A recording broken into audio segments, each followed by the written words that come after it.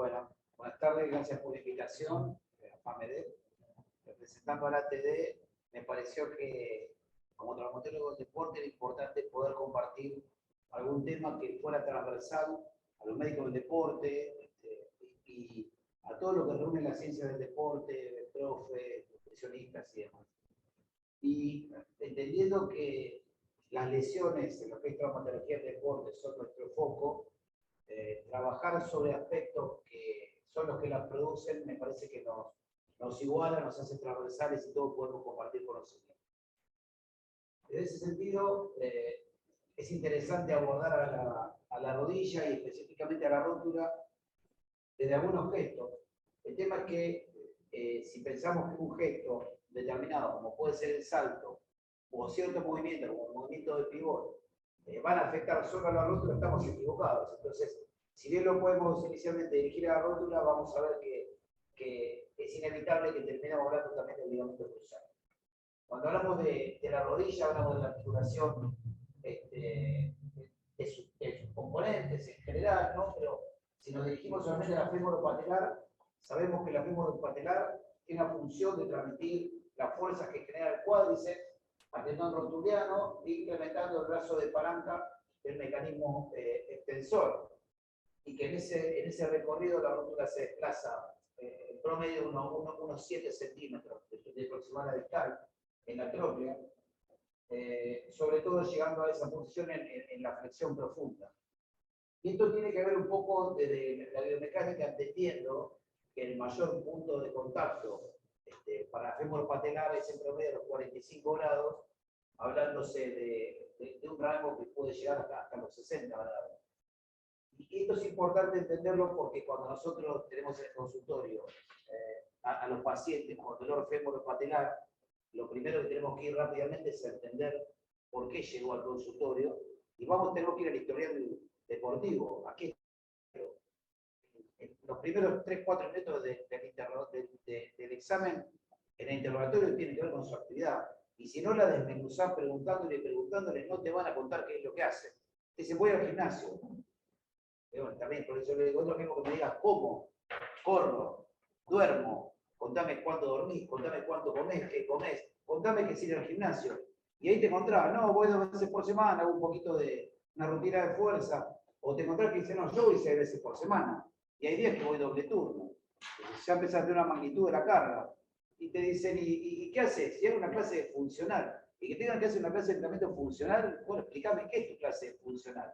Porque no hay una determinación de que todas las clases funcionales son de esta manera. Y a mí me gusta rápidamente, me meto para dar tiempo en buscar indicadores que tienen que ver con el impacto. ¿Cuánto hay en tu clase D? Y le digo a los pacientes para que me responda, poco, bastante o mucho. ¿Cuánto hay de sentadilla? Mucho. ¿Cuánto hay de tocada? Mucho. ¿Cuánto hay de cargada? Mucho. ¿Cuánto hay de subidas al banco? Mucho. ¿Cuánto hay de salto? Mucho, porque además voy a otra clase que es salto. Luego te diste cuenta, tenés una magnitud de que esa persona, y sobre todo son chicas, la relación es 8-2, que se involucran más en ese tipo de clases, que están 6 veces por semana matando a palos, como me gusta decirlo a mí, a la femoropatelar. Entonces, como después decimos, ¿cómo querés que no te duela la rótula? Y ahí uno empieza a indagar sobre otros factores, que son los que vamos a ver ahora. Pero me parece que desde entender el gesto, vamos a entender por qué la persona está sentada delante de nosotros. Si nosotros no podemos trabajar sobre ese factor, ¿qué le vas a decir a la persona? Sí, tenés una lesión osteocondral, una lesión grado 1, lo que quieras, vas a hacer rehabilitación, pero si volvés a hacer lo mismo, te espero en el consultorio dentro de 20 días. Entonces, entender que en este tipo de gestos, cuando en la actividad física, entendiendo qué es lo que hagan, se está frecuentemente en posición de flexión entre 60 y 90 grados, en promedio 45 grados la femoropatelar, entre otras cuestiones, está muy exigida. Y acá viene un poco el estudio y de entender cuáles son las actividades que más exigen a la femoropatelar. Entonces, entender cuando subimos, bajamos escaleras, hay mucha fuerza que origina que van a la femoropatelar. Cuando hacemos sentadillas, ni hablar. Cuando hacemos sentadillas profundas, más todavía. Sobre todo si la trasladamos a lo que son cuestiones de peso corporal, vamos a ver que cuando subimos escaleras, fundamentalmente, y con las sentadillas. Entonces, si uno piensa qué sucede en todas esas actividades donde tenemos más fuerzas de presión, fíjense que estamos hablando de actividades donde la rodilla promedio está flexionada por el 5 grados. Entonces, por esto después termina doliendo la femoropatelar y la persona termina en el consultorio. El hockey es uno de los deportes que tiene más prevalencia de dolor femoropatelar. Las chicas juegan en flexión permanentemente en flexión. Dos cosas le doy a las chicas que juegan al hockey. Vienen por más, ¿no? La rodilla y la columna lumbar. La columna lumbar, la posición de flexión lumbar y la posición de flexión de rodilla es permanente. A veces salen de la posición, pero la posición de juego tiene que ver con ese patrón. Entonces, ahí aparece que me lesioné la rótula. Tiene que ver con eso, a pesar de que hay factores anatómicos, como la displasia de rótula, en sus distintas variantes, que generan que las fuerzas que recibe el cartílago se distribuyan en forma despareja.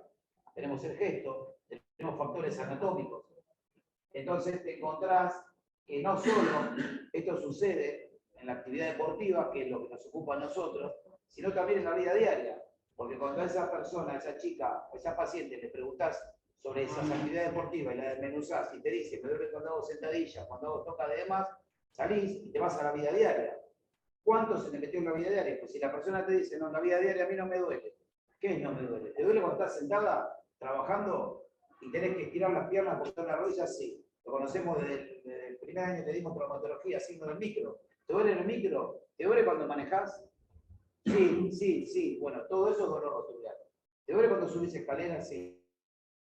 Flexionada en posición fetal y desarmás la posición, sí, me duele, la estiro y me duele. Entonces, ya no tiene solo el dolor en la práctica deportiva, sino que se le metió en la vida diaria. Me duele cuando subo la escalera, me duele cuando manejo. Entonces, el compromiso es mayor y la persona necesita más ayuda. Entonces, esto básicamente, como a mí me gusta decir, el día que, lo digo con afecto, pero el día que los profes les presten más atención a sus grupos, nosotros vamos a tener menos pacientes. Porque la verdad es que existe poco control. Y creo que es un gran desafío de trabajar en conjunto. Por eso hablamos de gesto y hablamos de prevención. De que puedan ver cuánto de impacto y a quién. Porque esas clases son clases demasiado heterogéneas. Donde hay chicas que vienen hace años recontra entrenadas y vienen personas nuevitas, fui mamá hace 6 meses, necesito acomodarme, bajar de peso, y entra al mismo régimen de impacto que están las otras chicas. No dura ni 20 días. Entonces, si no hay un criterio de clase, decir, bueno, mirá, tomar algún test, ahora lo vamos a ver. Bueno, esperá, te voy a hacer una etapa primero de acondicionamiento, vamos a trabajar un poco de core y de glúteo medio, cuando tenga fuerza te meto allá. Lo que pasa es que no existe tanto eso. Por eso nosotros tenemos tantos pacientes, cuando una chica se sienta delante tuyo, 80% vienen por dolor femoropatelar.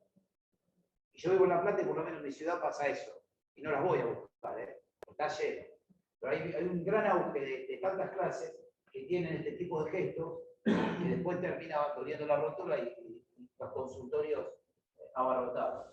Obviamente que hablaba también de factores anatómicos, esto no es culpa de una clase. Acá se juntan muchas cuestiones. Por eso es importante que este tipo de patologías las podamos analizar transversalmente.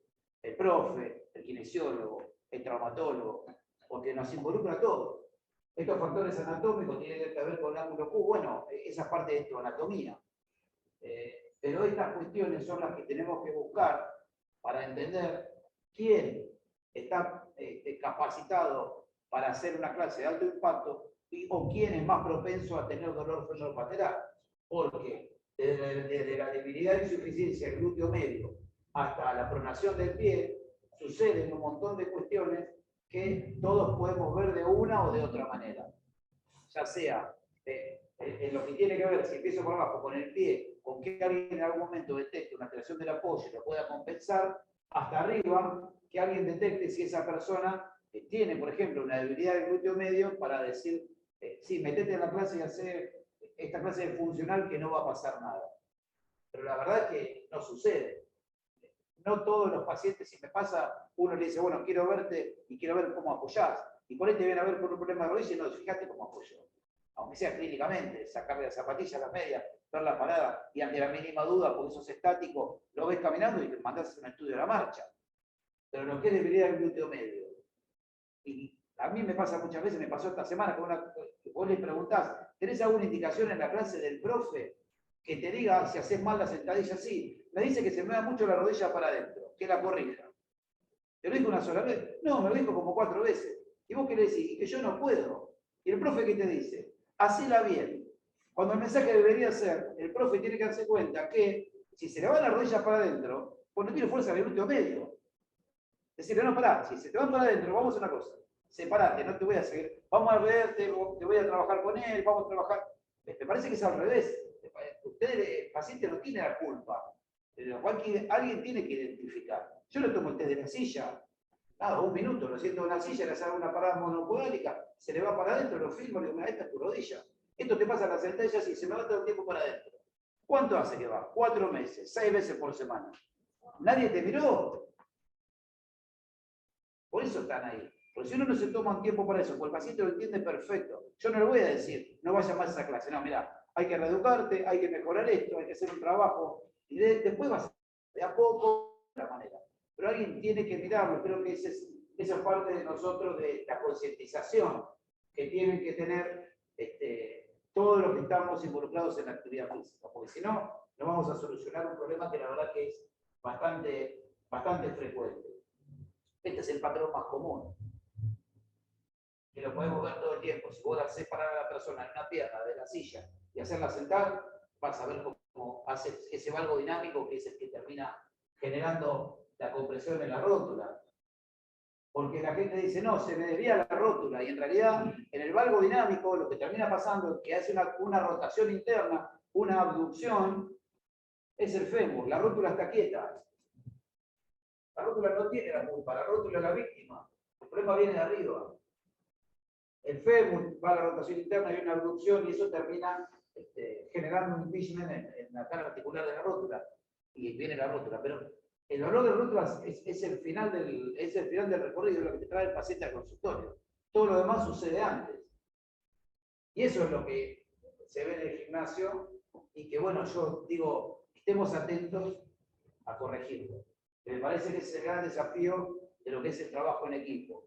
Al profe que vea estas situaciones, que la detecte, que le diga a la chica que vamos a trabajar de otra manera, pasa a otra parte del gimnasio, vamos a ir a trabajar zona media, le explicás, te va a decir que están las amigas, pero bueno, le vas a hacer entender. Y poder trabajarlo y detectarlo, y le decís, mirá, tenemos que hacer un trabajo de fortalecimiento de core, del glúteo medio, tenemos que trabajar abductores, como yo le digo a los profes, tenemos que mandar la pierna para afuera, abducción y trabajar los rotadores externos de cadera. Patrones de valgo dinámico, rotación interna cadera y abducción. Bueno, saquemos por afuera dinámicamente el muslo, la cadera. Hagamos que ese fémur, esa rotación, genere menos impingement. El tema es que acá se agrega también el tema del salto. El tema del salto tiene que ver con algunas otras cuestiones que son más técnicas, de cómo se salta y cómo se cae. Y esto se aplica sobre todo a los deportes donde se trabaja y se entrena el salto. El vóley, el básquet, sobre todo el vóley, donde tienen específicamente sesiones y técnicas de entrenamiento de salto. Entonces es muy importante cómo saltar y cómo caer, porque hay distintas variantes y antes se buscaba aterrizar de esta manera. El problema del salto es el aterrizaje, fundamentalmente. Entonces se buscaba tener un aterrizaje donde los glúteos estaban escondidos debajo de la cadera y es un aterrizaje de rodilla dominante donde el impacto va fundamentalmente a la rodilla. Y hoy se busca cambiar eso porque este tipo de aterrizaje tiene mayor riesgo de lesiones del cruzado, patelares y si somos un cartílago abierto, peor. Entonces hoy se busca tener un aterrizaje donde el pie y la rodilla no estén en línea, el core está encajado, el ángulo de la cadera de 30 grados, entonces la línea que tiene entre el tronco y la tibia son paralelas. Se busca cambiar este tipo de aterrizaje, ahora lo vamos a ver. Esto tiene menor riesgo de lesionar esa rodilla. Entonces, se llama aterrizaje sentadilla controlado. Esto es importante para los profes, buscar, enseñar y educar a los chicos a caer de esta manera, que lleva mucho tiempo, como lo vamos a ver ahora. Esto se llama estrategia muscular de cadera dominante, donde se busca que el impacto lo soporte la cadera y no caiga tanto en la rodilla por una mayor disipación de la energía. Entonces, se recomienda ir entrenando sentadillas. Fíjense, ahora llegamos a recomendar las sentadillas, porque no están prohibidas las sentadillas, ¿no? El tema es a quién y cómo. Entonces, sí, para esto hay que trabajar gradualmente con sentadillas para lograr tener un menor gesto, un mejor gesto. Entonces, ustedes ven inclusive en los mejores cómo han evolucionado en sus saltos, donde inclusive lo están variando y pasaron de caer en sentadilla a caer en lo que se llama un paso adelante. Y hay algunas teorías que dicen que es mejor aterrizar en sentadilla y otras con un paso adelante. Fíjense, Simón Biles, que cuando cae da un pasito más, y eso se habla de que disiparía la energía que recibe la rodilla. Pero también, en la medida que te vas entrenando más, puedes hacer perfectamente el aterrizaje en sentadilla, que van a ver cómo termina. Esto es la evolución de los años. Fíjense que sigue dando el paso adelante, y van a ver que los pasos son cada vez más cortitos, hasta que de repente no está más el paso adelante. Van a ver cómo termina cayendo. Estamos hablando de la mejor del mundo, que a pesar de eso la cabeza me dijo va hasta los Juegos Olímpicos. Esto es la evolución de los años, cómo fue. Pero fíjense el tiempo que se necesita para evolucionar y terminar caer de esta manera. Entonces, si uno piensa que una persona que no está entrenada lo va a poder hacer, realmente es dificultoso. Y fíjense cómo cae, cómo se hace el aterrizaje. Es un aterrizaje, como se dice popularmente, en sentadilla. Entonces, todo esto hay que entrenarlo y mucho. Cuando no sucede, sufre la femoropatela. Claro que también sufre el menisco. No se piense que en la sentadilla solamente va a terminar a rótula. La sentadilla profunda, sobre todo, el mayor de los 90 grados, aumenta el 85% la carga del menisco. Esto es importante para los meniscos degenerativos. Deportista de más 40, no le va a hacer sentadilla profunda porque pasa indirectamente al cuerno posterior del menisco y la situación se va a poner peor. Sobre todo en el compartimiento externo, que sabemos lo problemático que es que se rompa el menisco externo desde el punto de vista evolutivo, ¿no? Siempre preferimos, si tengo una lesión, que sea el menisco interno. Pero bueno, tener cuidado con estas cuestiones. Fíjense lo mismo, el salto cuando se aterriza en extensión se genera con la fuerza del terreno mucho más impacto a nivel de la rodilla. Entonces, cuando se cae casi en extensión, entre 0 y 25 grados, hay 6 a 8 veces más impacto del peso corporal sobre la rodilla. Entonces, hay que enseñarles a los deportistas a cómo aterrizar. Pero es imposible entender que toda esta cuestión que estamos hablando de core, de glúteo medio, de abducción, de fuerza de impacto, solamente vayan a afectar a la rótula, porque si no la charla termina ahí. Y es cortito, pero en realidad, en el mismo momento, sucede que todas estas cuestiones también, como vamos a ver ahora, afectan al ligamento cruzado. Y que hablemos básicamente de lo que es el control neuromuscular. Fíjense estas cuestiones que tienen que ver con cómo es los ejes de control que tiene el cuerpo. Lesión de Michael Owen, fíjense la posición de la rodilla derecha, cómo queda entre el eje del cuerpo y el eje del miembro inferior. Totalmente en abducción, sin ningún tipo de control ni protección. La rodilla pierde la protección. Entonces, cuando uno analiza este gesto, que ya es un gesto que combina el pivot y demás, a ver si, bueno, ahí no se veía, pero en el anterior estaba, que se pierde, empieza a aparecer este patrón de lesión. Lo van a ver ahora, que es esto mismo que está acá, cuando es muy difícil tener un buen control neuromuscular, con una cadera que está en abducción y se produce ese valgo dinámico de rodilla que con la rodilla es prácticamente un tiro en la cabeza. Y el pie ni hablar. ¿Por qué se lastimó Gago? ¿Cómo puede ser que se lastimó Gago? Fíjate lo desarmado que queda Gago neuromuscularmente. Es una cuestión de control neuromuscular, deficitario. La rodilla está jugada, es vulnerable totalmente. Entonces fue una jugada muy tonta, pero evidentemente habría algún factor neuromuscular que no pudo controlar esa rotación. Quedó totalmente desarmado y en esa posición es muy común que ustedes vayan a ver que haya lesiones del ligamento cruzado. Entonces, en ese sentido, para ese control neuromuscular deficitario, hay varias teorías que apuntan al ligamento, al cuádriceps, al tronco o a la pierna, donde se habla que cuando hay la combinación de uno de estos más factores, es más riesgo de tener lesión del ligamento cruzado.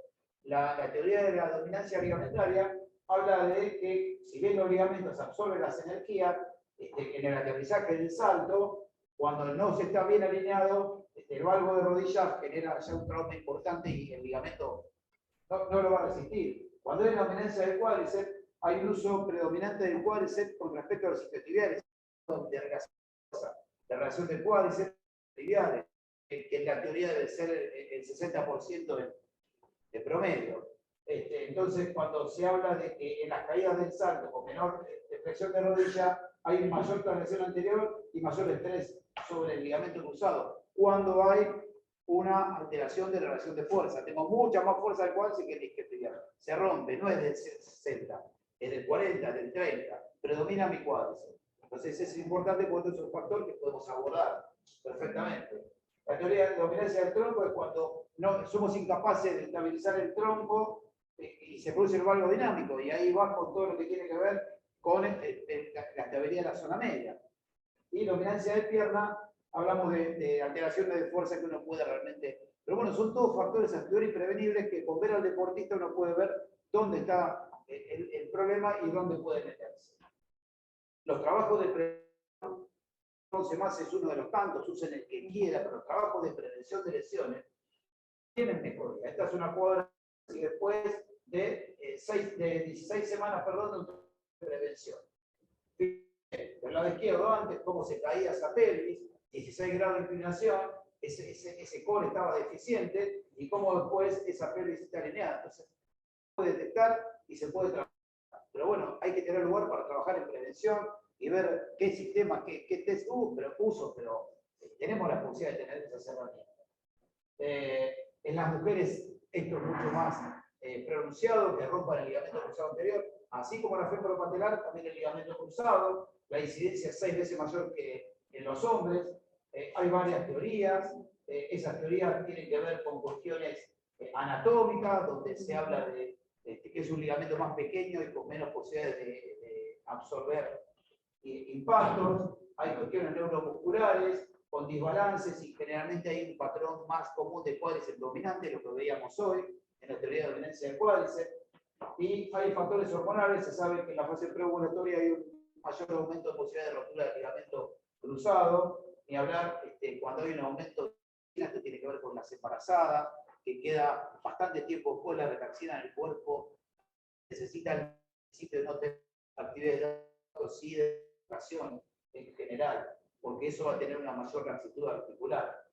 En general también mucho que conocer, pero en deportes de equipo femenino como en deportes individuales, muchos entrenadores y médicos tienen la estrategia de usar anticonceptivos, porque se sabe que regulando el ciclo hormonal hay 20% menos posibilidad de romper un ligamento cruzado. Entonces esto se pacta con los deportistas para trabajar sobre prevención. Obviamente que es una cuestión acordada, porque ya uno va con la intimidad de la persona, de qué quieres hacer con tu ciclo, quieres ser mamá, pero bueno, esto se trabaja, se charla y se pacta. La medicina tiene la posibilidad de intervenir en estas cuestiones. Aquí está lo que yo les decía, cómo está demostrado que el uso de anticonceptivos regulando el ciclo menstrual disminuye la posibilidad de romper el ligamento cruzado.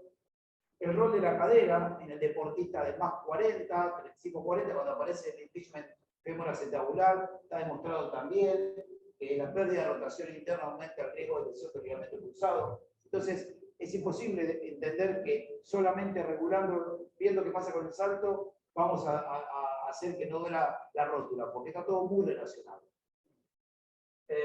Bueno, esto básicamente tiene que ver, lo mismo, confirmar la relación de lesión de cruzado cuando hay una lesión, una disciplina femoroacetabular.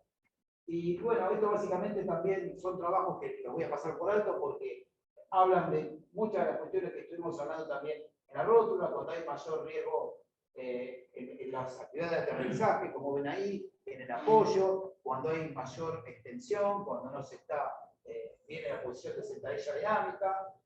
Ahí lo están viendo, esas son las posiciones más vulnerables para ese ligamento cruzado. y menor riesgo tenemos, como decíamos hoy, cuando podemos caer mejor. También es importante los trabajos de prevención a nivel excéntrico, no solo a nivel del core, sino del tren inferior, los trabajos excéntricos isquiotibiales, para mejorar ese patrón cuádriceps isquiotibial. Bueno, esto básicamente refuerza lo mismo que vimos sobre el ligamento cruzado. Los trabajos excéntricos son beneficiosos, por lo cual acá es clave trabajar en prevención, entender los factores anatómicos y biomecánicos, buscar compensar déficit, trabajar sobre el gesto de salto. Esto nos